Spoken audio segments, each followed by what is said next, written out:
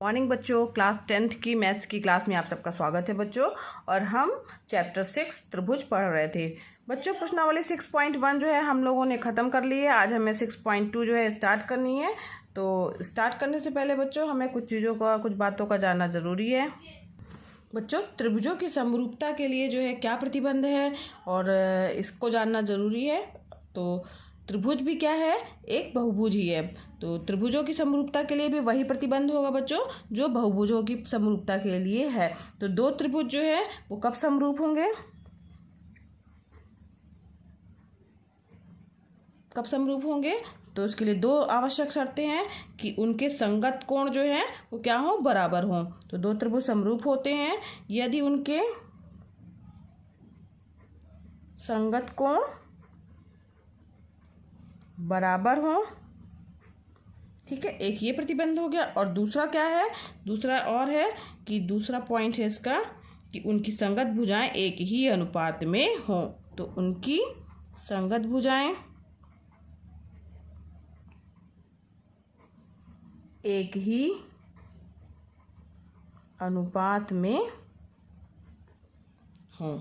ठीक है, तो ये दो प्रतिबंध हैं बच्चों, ध्यान दीजिएगा। संगत कोण बराबर होने चाहिए, साथ ही साथ जो है उनकी संगत भुजाएं क्या होनी चाहिए, एक ही अनुपात यानी समानुपात में होनी चाहिए। ठीक है, तो त्रिभुज के संगत कोण अगर बराबर हैं तो उन्हें क्या कहा जाता है, समकोणिक या समान कोणिक त्रिभुज कहा जाता है। ठीक है, समान कोणिक त्रिभुज, अगर त्रिभुज के संगत कोण क्या है, बराबर हैं। ठीक है, संगत कोण अगर बराबर हैं त्रिभुज के, ये बराबर हैं तो इसे क्या कहा जाता है, समान कोणिक त्रिभुज। ठीक है, और ये जो हमारी प्रमेय है इसे जो है प्रसिद्ध यूनानी गणितज्ञ एक थे जिनका नाम था, क्या था, यूनानी गणितज्ञ थे थेल्स। ठीक है, थेल्स थे। तो उन्होंने दो समान कोणिक त्रिभुजों से संबंधित जो है वो दो समान कोणिक, जो ये समान कोणिक त्रिभुज हुए ना, दो समान कोणिक, तो दो समान कोणिक त्रिभुजों से संबंधित जो है महत्वपूर्ण तथ्य का प्रतिपादन किया था। तो उसी के कारण जो है इसे थेल्स प्रमेय भी कहा जाता है या आधारभूत समानुपातिकता प्रमेय भी कहा जाता है। थेल्स प्रमेय या आधारभूत समानुपातिकता प्रमेय कहा जाता है। तो बच्चों, थेल्स प्रमेय या आधारभूत समानुपातिकता प्रमेय क्या है, तो दो समान कोणिक त्रिभुजों में उनकी संगत भुजाओं का अनुपात जो है वो सदैव समान होता है। समान कोणिक त्रिभुज से क्या तात्पर्य हुआ कि जिसके संगत कोण आपस में क्या है, जिन दो त्रिभुजों के संगत कोण आपस में जो हैं वो क्या है, बराबर हैं। तो उसको क्या कहेंगे, वो समान कोणिक त्रिभुज कहलाएंगे। तो दो समान कोणिक त्रिभुज में जो उनकी संगत भुजाएं होंगी उनका अनुपात जो होगा बच्चों वो सदैव ही समान होगा। ठीक है, भुजाओं का अनुपात क्या होगा, हमेशा क्या होगा, समान होगा। इसी प्रमेय को क्या कहा जाता है, थेल्स प्रमेय कहा जाता है या आधारभूत समानुपातिकता प्रमेय भी कहा जाता है। ठीक है, तो बच्चों यहाँ पर एक मान लीजिए ये जो हमारी आकृति है इसमें गौर कीजिए, दो त्रिभुज हैं ABC और ADE। तो ये जो दो त्रिभुज हैं इसमें अगर हम थेल्स प्रमेय या आधारभूत समानुपातिकता प्रमेय की बात करें तो इसके अनुसार क्या होगा कि जो ये और ये DE जो है वो BC के समानांतर है। DE जो है वो क्या है, समानांतर है। ये समानांतर का चिन्ह बच्चों BC के। तब आधारभूत समानुपातिकता प्रमेय क्या कह रही है कि दो समान कोणिक त्रिभुजों में उनकी संगत भुजाओं का अनुपात सदैव समान होता है। संगत भुजाएं मतलब अगर हम बात करें AD मतलब ये बटे ए, अगर AD की बात कर रहे हैं बटे DB। ठीक, AD बटे DB की बात करें तो ये किसके बराबर हो जाएगा, AE बटे EC। ठीक है, समझ में आया कि ये जो है ये समानुपात में होंगी दोनों भुजाएं। अगर हम AD छोटे त्रिभुज की एक भुजा और AE जो इसके दूसरा वाला ये भुजा है तो वो समानुपात में होगी। मतलब AD बटे DB, D और B यानी ये वाली भुजा हो गई। ठीक है, ये समानुपात में होगी किसके, AE बटे EC के। ठीक है, ये जो है संयोगवश नहीं है बल्कि ये क्या है, आधारभूत समानुपातिकता प्रमेय के आधार पर है। तो बच्चों, तो ये इस आधार पर दो इम्पॉर्टेंट प्रमेय जो है हमें इस चैप्टर में पढ़नी है। दो इम्पॉर्टेंट प्रमेय मिली हमें, ठीक है। क्या है पहली प्रमेय? यदि किसी त्रिभुज की एक भुजा के समांतर अन्य दो भुजाओं को भिन्न भिन्न बिंदुओं पर प्रतिच्छेद करने के लिए एक रेखा खींची जाए तो ये अन्य दो भुजाएं एक ही अनुपात में विभाजित हो जाती हैं। तो जैसे मान लीजिए ये हमारा त्रिभुज है, त्रिभुज ए बी सी, ठीक। तो एक भुजा के समांतर यानी ये बी सी के समानांतर जो है अन्य दो भुजाएं, जो ये दूसरी भुजा ए बी और ए सी है ना, इनके भिन्न भिन्न बिंदुओं पर प्रतिच्छेद करने के लिए ये इस भुजा पर प्रतिच्छेद डी बिंदु पर कर रही है, इस भुजा पर प्रतिच्छेद ई बिंदु पर कर रही है। तो एक रेखा हमने खींच दी डी ई, ठीक। तो ये हम इसे ए बी को डी पर और ए सी को ई पर प्रतिच्छेद कर रही है। तो अन्य दो भुजाएं एक ही अनुपात में विभाजित हो जाती हैं। तो तब दो जो भुजाएं हैं वो एक ही अनुपात में जो है, ये जो भुजाएं हैं ए बी और ए सी जो हैं वो एक ही अनुपात में विभाजित होंगी। यानी ए डी बटे डी बी, यानी इसका अनुपात बटे इसका अनुपात बराबर होगा किसके? ए ई अनुपाते ई सी, ठीक है। ये हमारा मेन निष्कर्ष निकल के समझ में आया कि एक ही अनुपात में विभाजित हो जाएंगी। यदि ए डी बटे बी डी बराबर ए ई बटे ई सी, समझ में आ गया, ठीक।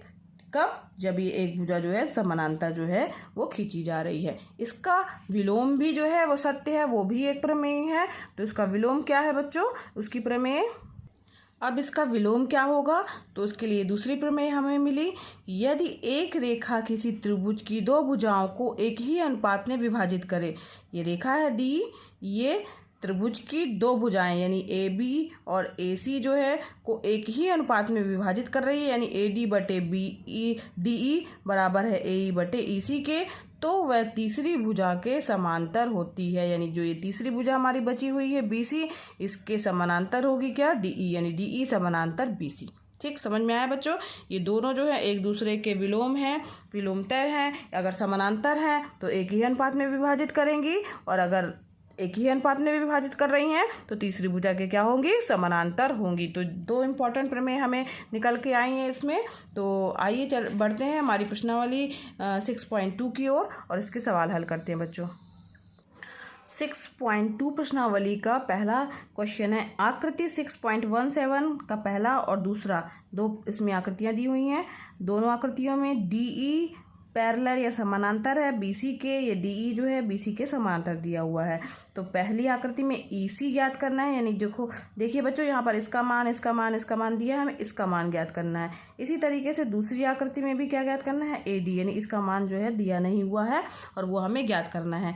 तो चूँकि ये आकृतियाँ जो दी हुई हैं, इस आकृति में भी आधारभूत प्रमेय या थेल्स की जो प्रमेय है उसके अनुसार जो हमने दो प्रमेय पढ़ी हैं उसमें ये जो है समान अनुपात में रहेंगे, तो हम दूसरा वाला जो है इसी ज्ञात कर लेंगे। इसी तरीके से सेम वही प्रक्रिया के द्वारा इसको भी ज्ञात करेंगे। तो पहला पार्ट लेके चल रहा है बच्चों।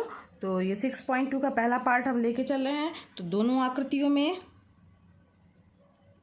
चूंकि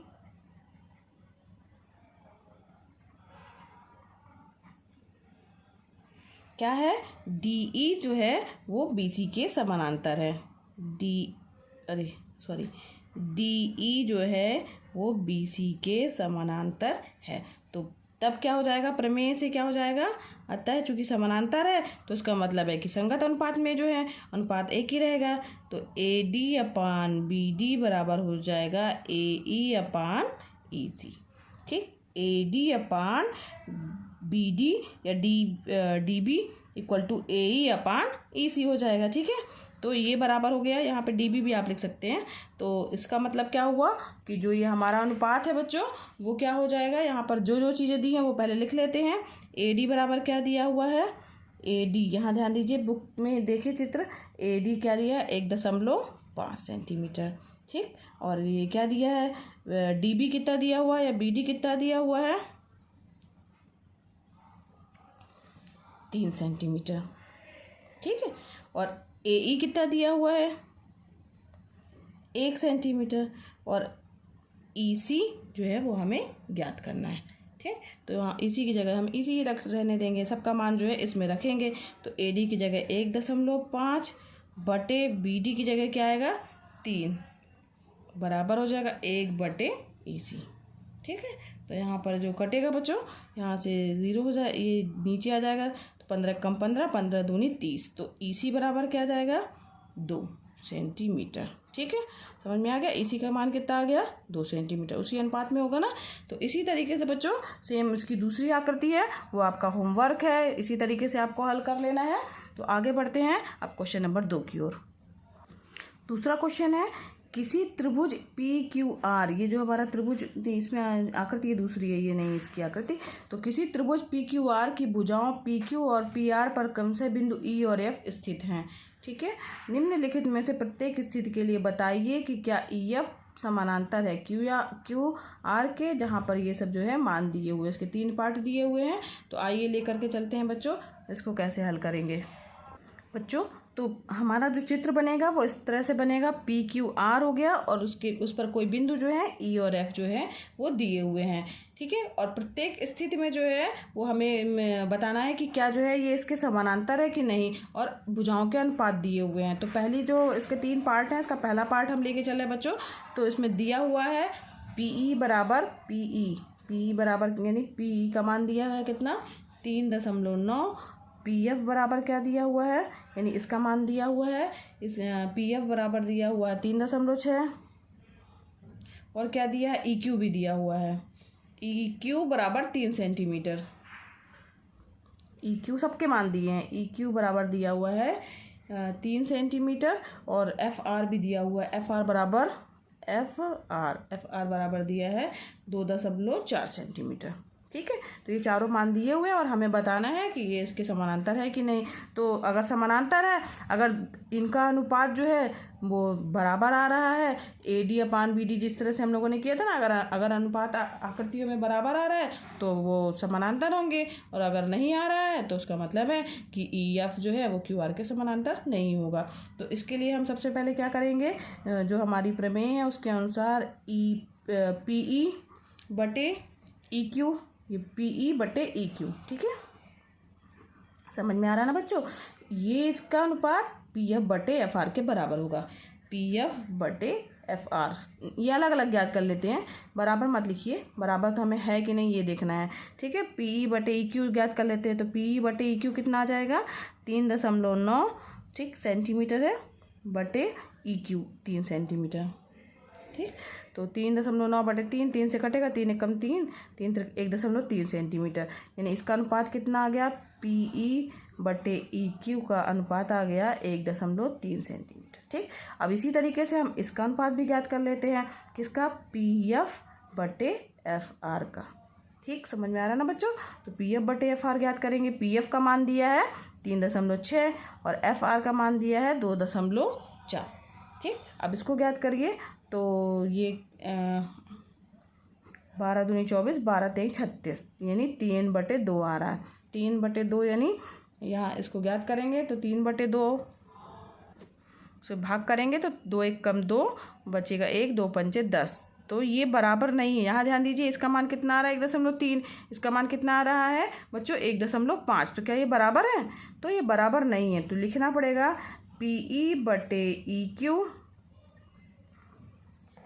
EQ जो है वो बराबर नहीं है PF बटे FR के। ठीक, ये बराबर नहीं है। तो इसका मतलब क्या हुआ कि अतः, आप लिख दीजिएगा अलग से, अतः EF जो है वो QR के समांतर नहीं है। ठीक है, अब जब जो इसी तरीके से बच्चों इसके 2 और पार्ट दिए हुए हैं, कुछ नहीं करना है आपको, इसी तरीके से आपको अनुपात निकालना है। अगर अनुपात बराबर आ जा रहे हैं तो समांतर है, अगर अनुपात बराबर नहीं आ रहे हैं तो इसका मतलब है कि समांतर नहीं है। समझ में आया, ये 2 जो इसके पार्ट हैं वो आपके होमवर्क है बच्चों, और इसी तरीके से हल करना है। बच्चों आज के लिए बस इतना ही, आगे के जो इसके प्रश्न हैं वो हम नेक्स्ट लेक्चर में हल करेंगे। और बच्चों अगर आपको मेरा पढ़ाना पसंद आ रहा है तो मेरे वीडियोज़ को लाइक कीजिए। अगर आपने अभी तक सब्सक्राइब नहीं किया है तो मेरे चैनल को सब्सक्राइब भी कर दीजिए बच्चों, ताकि नए वीडियोज़ मिलते रहें, और दूसरे बच्चों को शेयर भी कीजिए। धन्यवाद बच्चों।